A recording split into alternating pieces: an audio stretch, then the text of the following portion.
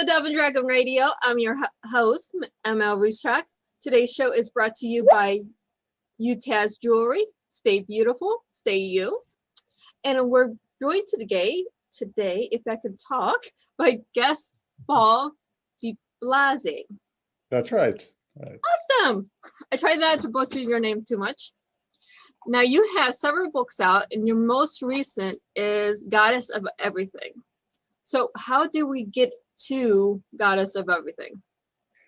Best way is Amazon. That's No. I mean, how did you get to writing it? Yeah. Well, I've been writing. I'm a psychologist and writer, and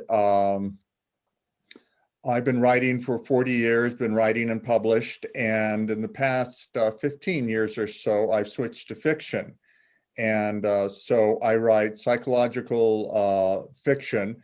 And the genre is metaphysical. So I write books about love, about life, and about the whole realm of the unconscious mind.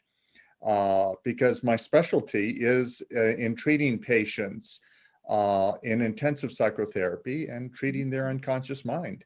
And my books delve into that. Well, it's always good to pair what we do for a living into our books, even if it's in a fictional way, because then we can explore it and teach people without telling them we're teaching them. Right, exactly. So in each of my novels, beginning with The Unholy, which is my first novel, and then going on into Goddess of the Wild Thing, and then the latest one, A Goddess of Everything, there is a healer, and the healer has very in-depth knowledge of the unconscious mind, or what's often called in the stories the spiritual world. And they deal with dreams, they deal with synchronous happenings, and they deal with helping individuals to learn that healing is about making effective choices in life. And it's played out in thriller form, the way life is. Our lives are dramatic. How much more dramatic can you get than 2020? Right. That's the entire world at that point. Exactly. So if we just look at that, and every choice that we make is do or die, basically. From businesses to personal to family, everything is just right there. It's just right there. Every day in so many ways is a cutting edge. That's why writing stories, especially in metaphysical stories, it gets what's real and what's happening, and it just pops it out. What happens in your daily life and my daily life, it pops it out in dramatic form. You have dreams, I have dreams every night when we sleep. We dream 7-8 times. So the stories, for instance, always go in to the protagonist's conflict. And when they go to sleep, they have dreams, and the dreams oftentimes are reflecting in very, very intense ways what they have to do in life in order to make it through their struggles. And those can be challenging decisions, and they have to wonder, they have to wrestle with, can they make the decisions that are necessary to live their lives well? Exactly. And it's tricky, just like it is for all of us. There's no guarantees. No, if you go into the world, our dreams, as we talk to people, our dreams are our unconscious mind telling us we need to change something. Yes. And it's always there. It could be something minor, it could be a major change, it could be, what are you thinking? Right. It's always there. If we actually dive into our dreams, we can find a path to succeed or be happier. Right. And in Goddess of Everything, for instance, a young man is caught in a very vicious struggle between love for one person and love for another. And his dreams are saying, be careful, what appears to be is not actually what is. And the dreams keep warning him, and he can't make out clearly who the dream is referring to, because many times dreams are like oracles. They don't spoon feed us. Right. Okay? They give us little whispers. They give us little nudges, But then ultimately we have to figure things out with a little help from the unconscious mind or the spiritual world. To depth psychology, it's the same thing. The unconscious world, the unconscious mind is a contemporary version of what ancients, what mystics for hundreds of years have referred to as the spiritual world. So we get these little hints, these little guesses. And it's helpful. It's very helpful when an oracle speaks to us every evening. And in Goddess of Everything, he has to wrestle and he needs the help of one person. And this one person is his wife. And she can see it, but he can't. He can't. He's the one in the midst of everything. She can see it clearly, but then he's the one that has to come to grips with the profound nature of what in essence is a very bad influence in his life. And then he has to decide, what is he going to do about it? I mean, you go into the metaphysics, and you did this very well in the series. You intertwined everything. But we bring it back to people for just a second. We see this because we have those negative influences in our lives. They could be a relative, they could be a family member, they could be a best friend. And then you have the positive influences as well. So our mind tells us what we can or cannot do, but at the same time, when we're in the middle of it, we don't always see the answer as clearly as those around us. So you did this very well in your book. Oh, thank you. Thank you. It's hard because you're making an excellent point. When we're living it through, it's not clear. And so we need time. And what I see in my practice with my patients and dealing with day-to-day problems, I specialize in trauma care. I've been treating patients for 40 years, and I've been treating patients long-term, and they've suffered very tough things in childhood. And they can see that there are relationships that need to be changed. Sometimes it's so bad that they need to let go of the relationships, but they can't just do that overnight, or they can't make the changes overnight. It takes time. And sometimes they decide that they can't make the changes, and they're willing to live with the suffering. And then that's what they decide. They're empowered to do that. Right. Or they decide, I can't live with this. I cannot live a life like this. And, but it takes some time because, as you're saying, Melissa, it's hard for us when we're the one in the middle of the storm. People can look on from the sidelines and say, oh, if she or he had just do this. But when we're the ones in the middle of it, then it's very difficult. And each of my books says, this is what it's like being in the middle of the storm. Do you recognize this character? Have you ever felt this way before?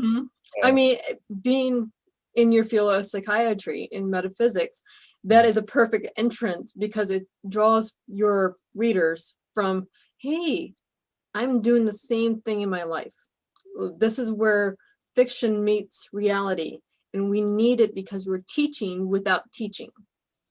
Right, we're teaching without teaching. You know, I noticed that on Amazon with Goddess of Everything, they categorized this book, and they recategorized my other two, along with metaphysical fiction, as magical realism. And I sort of like that because all of reality is pretty magical, okay? And what we go through is real stuff that affects us in profound ways. And there are influences that are really mind-blowing, that turn the course of events for us, and they're in a very real sense magical. So when we see when we see what we're going through taking place in a story by reading books, in metaphysical fiction, psychological thrillers, supernatural stories, it's really pretty simple. You know, it's nothing really pie in the sky or too far-fetched if we understand it symbolically. Okay. Right.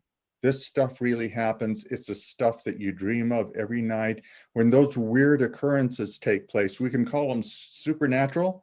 We can call them, boy, I just dreamt about that person. And or deja vu. And they showed up today. Could that be something supernatural? Or could it be my unconscious mind saying, really pay attention? So when I write about supernatural things, magical realism, as Amazon has said, it's the magic that takes place every day in our life that's meant to help us, if we're willing to listen and we're willing to consider that something's at work that's trying to help me. I love that message. I mean, I deal with metaphysics myself, so I understand the realism and what taking it to the fictional to teach the reality. But Yeah. with this series, are you making another book, or did you Yes. end it? Well, actually, this series, as it is, it's really I like what Philip Pullman in his Dark Materials. It's an HBO series now, but he wrote his books, The Dark Materials, and he was asked, "Is this a series?" And he says, my books aren't prequels, sequels, they're equals. So the unholy, goddess of the wild thing, and goddess of everything are equals. They're each standalone novels, but they each relate to one another. And in this land of this mysterious land of Aslan, which is New Mexico, now I'll be moving into a different series. And it takes place specifically and literally, it's called New Mexico, and it's Santa Fe. It takes place in Santa Fe, and the series is called Seer. And it's each story, and the seer is one who can look into the unconscious mind, the spiritual world, and help people as a result. And this is Dr. Ernesto de la Tierra, and he is a transpersonal psychologist in Santa Fe. And people from all over the world consult with him. And in the first novel, it is, and I'm in the midst of writing it right now, it's Seer, the case of the man who lost his soul. And that is the first novel in the series that will be entitled Seer. That is a catchy title. Yes, I like that. yes. It's one of my go-to classic writers in supernatural fiction, metaphysical thrillers, is Algernon Blackwood. And he wrote the John Silence stories. And Dr. John Silence, was a psychic doctor. He was a MD who specialized only in taking patients with psychic disorders. So supernatural occurrences were taking place in their life and oppressing them. And for 30, 40 years now, Algernon's stories of John Silence, Dr. John Silence, have really been a source of inspiration.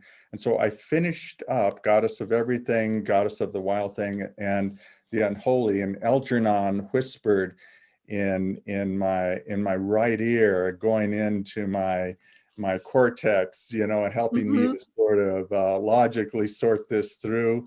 And Arthur Mackin in my left ear, and helping to inspire me further, and saying it's time to write Seer, about an individual who is an oracle, really, this transpersonal psychologist, and his first patient, the case of the man who lost his soul. That is wonderful. And each book in the series will be a different case. Freud did a similar thing with the case of Anna O and the case of the Wolf Man. And so there's it's not a sequel at that point. It's a series, no doubt, but it's not a prequel. It's not a sequel. It's a series. A true series. That's right. It is a series. Each one will build on the other. And and Ernesto de la Tierra is a transpersonal psychologist practicing transpersonal psychology right off the Santa Fe Plaza, and people come there from around the world to consult with him. And here we have The Case of the Man Who Lost His Soul. It's going to take a year and a half because each book takes me about 2 years. Oh, of course. I mean, writing a book is not easy. You can take No, it's not. You can take a pure fiction book, rush through it, and have it out in 30 days. There are authors that can do it, and I applaud you if you can. I've had books that I've taken 3 to 4 years to write. So it's not an easy thing. I have authors that I have been on the shows that's taken 10 years to write one book. Right, exactly. And then, I can, by the time I've finished writing, I've actually rewritten the book probably 20, 25 times. I've edited it so many times. I'm word blind. So by the time I'm really finished with it, I'm then ready to send it off to my team of professional editors. So then I have the team of developmental editors, copy editors, and final proof editors. And by the time that's all done, then we're ready to go. And you just hit on something. This is something that most of our authors on here don't mention to our readers, and they don't understand. When we say we're doing edits, it's not just one edit for spelling or grammar. There's 3 or 4 different editors looking at your book for different reasons. Exactly. 3 or 4 different editors. And then I have at least 3 or 4 different beta readers who read the book after the professional editors are finished. And they say, well, how about this, or how about this, or how about this? Then my main editor filters through it and says, Paul, let's reconsider this and this and this. So I do that. Then my general editor finishes, and then I take a deep breath, and then I watch to see my dreams. And then they speak to me and they say, it's ready. Or they say, hold off a little bit longer. And then once I get the go ahead, then they're ready to go. Yeah, we don't do, when you have a background in metaphysics, we listen to our dreams very closely. Yes. And we do not do anything in our daily lives without consulting our dreams first. Oh, that's right. Because there's something very fundamental, right, Melissa? And I'm sure you'll agree with me that dreams never lie. No, they don't. They're spot on. They are spot on. So once I get a green light, I go. If I don't go anywhere. Yeah, I have my team that I work with. They go, you just jump at things. No, I didn't jump. My dream told me to do it, and I have to listen to the dream. Right. You want to know something here. You and I have been in contact for maybe about a year now, and we were going to have a show before, and my dream said, hold off, it's a little premature. And so just recently, and you were very kind, and you said, Paul, I understand, we can reschedule. And so I made note of that. And about 2 weeks ago, I got an open door, and I contacted you. You booked and you the said, show. Perfect. Let's go with it. And there we go. But yeah, because I regard book PR as spiritual practice. And it has to proceed from the inside out. And it has to be a heartfelt thing. I don't want to just get on the road and just do this. You can't go. You can't just sign with a PR person. You can't just go on radio shows and this one and that one, not doing your research, not listening to dreams, because you're going to have this gut feeling it's not the right fit for you. I've had people come on the show. I'm like, okay, I'll talk to anyone, basically. But at the same time, I'm like, why come on this show? There's 3 or 4 other shows that's a better fit for you. Did you listen to yourself before you came on here? Right. And I had a real clear feeling about you and about your show. And I have to feel that sense of being in sync with the show. Because there are a lot of shows out there. But when I have that feeling and it clicks, it's just like when we understand a dream. There's an emotional resonance. It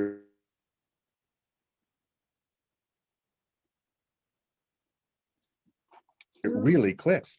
I always tell my patients, it's helpful, it's positive, and it's very practical. Okay.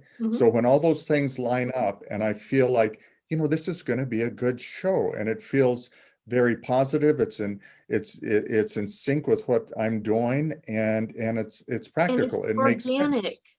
You It's can't, organic. I love that yeah, word. Yes. it's not just, oh, here's a list of questions. So we're going to go Mhm. through this list of questions and talk about the book. It's so boring when you do that. If you have an organic conversation and you're both pulled to the same metaphysic world, or you're pulled to the same type of mindset, it's going to be a Yes. great show.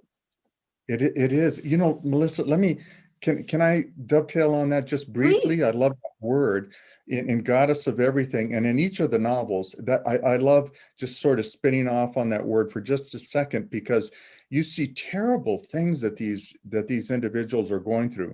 Because as a story builds with a thriller, they hit challenge after challenge, and each one is bigger and each one is more decisive, and you don't know what's going to happen. And sometimes it's so confusing for the person, and you can see it. But at the end, you can see and you understand that after all the confusion, there was something very organic at work. There was a mysterious, very mysterious force at work, and there was indeed a method to the madness. Yeah. And it was quite organic. I say that, After the fact, we see that, you know? yes. I try when I get into these situations in my personal life where I just feel stuck or there's mounting complications. I'm like, let's take a step back. Let's see if we can see past it Mhm. to find the way out. And this is what some of your characters have done, because otherwise you don't get out of the turmoil. You have to find a way out. Yes, you do have to find a way out. And ultimately, that's what we're looking for, right? Mhm. We're trying to find a way out. And sometimes the tunnel that we're going through is so dark, we think that there's no end in sight. There's Mhm. just, I mean, we didn't know what was going to happen in COVID, right? Right. I mean, we didn't know. I was just talking with a patient yesterday, and we weren't laughing, but we were more lighthearted than we were a year ago Mhm. when we had to close down, you know. And I do all virtual therapy now. You know, I don't do any office therapy, and it's been a smooth transition for all of my patients, fortunately. But we were saying we didn't know if the world was going to be around a year ago. Right. Were we going to be alive, you Mhm. know? And what's going to happen in in our own metaphysical thriller, in our own story? Mhm. That's the drama that takes place in our everyday life. And it's been COVID for us this year, hasn't it? Yes, it has. I mean, we always just go through drama, interpersonal drama or global drama. But at the Mhm. same time, we have to take a step back, look at it. There's going to be a light somewhere. We just have to find it. That's right. Do you want me to tell you something sort of interesting? It's interesting to me, and Please, it's been please. helpful, I believe, to my patients. Speaking of COVID, and speaking of dreams and metaphysics and stories, the stories that's our life. 1 month before COVID really hit, which was about in February of last year, because as I believe we closed down here in the States about the second week of March last year, Mhm. and about the first part of February, I had a very strong dream. It was a numinous dream, and it was Mother Nature. She appeared in my dream and she said, "Do not worry, all will be well, but I must reset things." Mhm. I Okay. had a very similar dream in January. Oh, you did? And Yeah. I was so upset by it because my boyfriend at the time was traveling. I'm like, do not go to California. Do not leave your house. Stay home. Just stay there. And I was telling him this every day. He's like, babe, I'm fine. I'm fine. I'm fine. I'm like, no, you're not. Stay home. Yeah, right. And fortunately, the dream that I had has been helpful with patients, it's been helpful with me, with family, I believe, because I said, listen, this all looks really bleak, but I think we're going to make it through. Mhm. And I knew that Mother Nature was at work, Yeah. that there'd been a complete reset for us in the way that we live, in the Mhm. way that we feel about life, and the way that we appreciate each other and life, and have made real changes. We've had to make changes. We we as a society, we as a human race have had to make tremendous changes in our daily activities, but those changes will actually help everyone eventually. Exactly.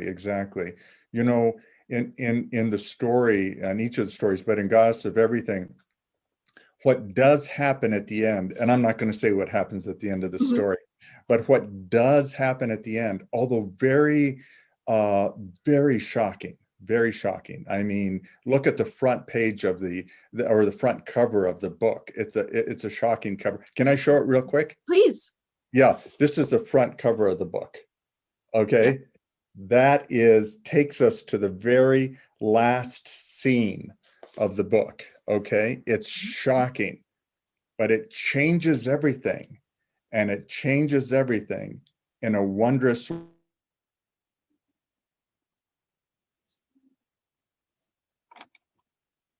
way that leaves a shock. But in the end, things shift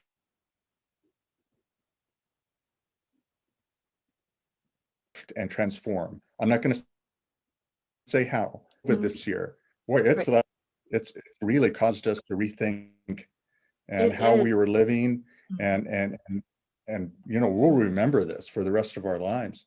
Yes, we will, and our children remember it. It'll be like the people who had lived through the 1912 plague, you know, the influenza. Yes, it was 1912. They relived it, and they were able to help prepare us for now, or their children were, their grandchildren were. That's right. And I was just talking to my son, where we were talking to our son this morning in New York, and he's been there with his family, lives in Brooklyn, works in Manhattan, and how frightening that's been. And we were saying, how are things? Are they getting back? And is the city getting back? And he said it's really not. It's really not. It's rough. It's rough. You know, things are taking time, and it's not going to be the same. It's not going to be the same. No, it's not. Everything's you know, people have gone virtual, businesses have gone virtual. Office space is going to be utilized probably at 40%, 50% of what it used to be, because people, everything has changed. Everything is. Or you're going to have the same amount of people, but larger offices to be more spread out. It's not going to be the same 8x8 square that we're accustomed to. Right. It's going to be a 16x16 square or something like that, you know? Right. Because it's been a powerful change. I think it's ultimately going to be for the better, like in the stories, to ultimately everything that we can survive helps us to be better and our lives to be better. That is true. The key is we got to survive it. That is the key to everything. Oh, excuse me. Let me turn this off on my phone.